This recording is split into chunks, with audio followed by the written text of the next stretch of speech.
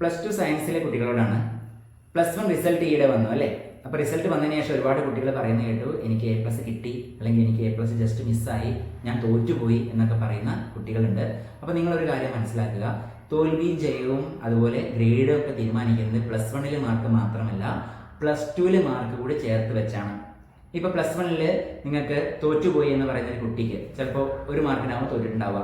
അതായത് physics exam എടുക്കാം, നമുക്ക് 60 മാർക്കിൻ്റെ എഴുത്ത് പരീക്ഷയിൽ 18 മാർക്കാണ് ജയിക്കാൻ വേണ്ടതെന്നാണ് നമ്മൾ പറയുന്നത് അല്ലേ? അത് 18ന് പകരം ആ കുട്ടിക്ക് 17 മാർക്കാണ് കിട്ടിയെന്ന് കരുതുക. നമ്മളിപ്പോൾ പറയാ കുട്ടി തോറ്റു അല്ലേ?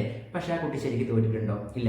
പ്ലസ് 2 പരീക്ഷയിൽ ഇതേ ഫിസിക്സിൽ 60ൽ 18ന് പകരം 19 മാർക്ക് വാങ്ങിയാൽ മതി. അതായത് പ്ലസ് 1 എത്ര മാർക്ക് കുറഞ്ഞോ അത്രയും മാർക്ക് പ്ലസ് 2 അധികം വാങ്ങിയാൽ ആ കുട്ടി പാസ്സായി. അതായത് 60ൽ 18 + 18 36 മാർക്കാണ് ടോട്ടൽ ആ കുട്ടിക്ക് വേണ്ടത്. അത് ഫസ്റ്റ് ഇയറിൽ 17 മാർക്ക് വാങ്ങിയിട്ടുണ്ടെങ്കിൽ സെക്കൻഡ് ഇയറിൽ 19 മാർക്ക് വാങ്ങിയാൽ മതി. ടോട്ടൽ 36 മാർക്ക് കിട്ടിയാൽ കുട്ടി പാസ്സായി.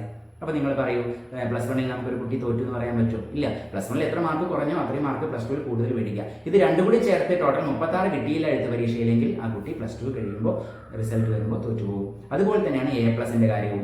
ഇപ്പോൾ A+ കിട്ടി എന്ന് പറയുന്ന കുട്ടികൾക്ക് പ്ലസ് 2 മാർക്ക് കുറഞ്ഞാൽ കിട്ടി A+ നഷ്ടമാവും, A ഗ്രേഡിലേക്കും B+ലേക്കും മാറും.